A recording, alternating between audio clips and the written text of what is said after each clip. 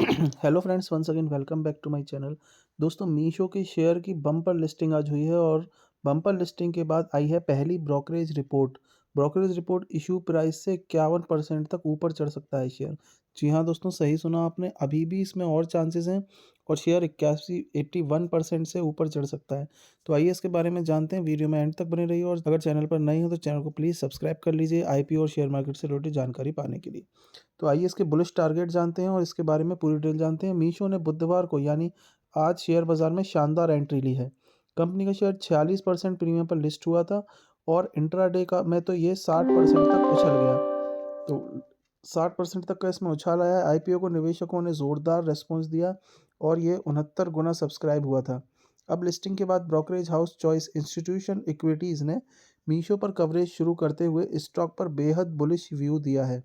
अगर आपने भी शेयर में निवेश किया है या फिर अब लिस्टिंग के बाद करने का सोच रहे हैं, तो जान लीजिए कि यहाँ एंट्री लेना चाहिए या नहीं। स्टॉक अभी कितना पोटेंशियल रखता है, तो आइए इसके बारे में डिटेल बताते हैं। कैसी रही मीशो की लिस्टिंग? इशू प्राइस आपका था 105 से 111 रुपये तक। एनएसई पर लिस्टिंग हुई है आपकी 162 रुपये 50 पैसे यानी 46.4% के प्रीमियम पर। बीएसई पर लिस्टिंग हुई 161 रुपये 20 पैसे 45.2% के प्रीमियम पर। इंट्राडे हाई मारा है उसने 177 रुपये यानी 60% के ऊपर हाई मारा है और मार्केट कैप जिसका है कंपनी का 72,751 करोड़ रुपए मार्केट कैप है। अब ब्रोकरेज की आई पहली रिपोर्ट। चॉइस इंस्टीट्यूशन इक्विटीज ने मीशो पर कवरेज शुरू की है और बाय की रेटिंग दी है। बाय की रेटिंग इसकी आ चुकी है। शेयर दोपहर 1 बजे के आसपास 170 रुपये के भाव पर ट्रेड कर रहा था। ब्रोकरेज पर टारगेट प्राइस 200 रुपये का है, जो कि इशू प्राइस से संभावित 81% का दिखा रहा है। वहीं CMP से संभावित रिटर्न 17% का है। ब्रोकरेज का कहना है कि मीशो भारत के वैल्यू ई कॉमर्स सेक्टर का सबसे मजबूत प्ले है, जहां अगले कई सालों तक एक्सपोनेंशियल ग्रोथ दिख सकती है। ब्रोकरेज का टारगेट क्या है? 170 CPM अभी करंट रेट है इसका। टारगेट प्राइस 200 रुपये लेके चल रहा है।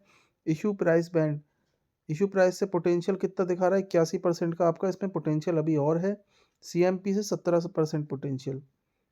क्यों मीशो पर ब्रोकरेज इतना बुलिश है, तो जानते हैं इसकी वजह क्या है, क्यों इतना बुलिश रिव्यू दे रहा है इसके ऊपर। भारत का रिटेल मार्केट तेजी से बदल रहा है।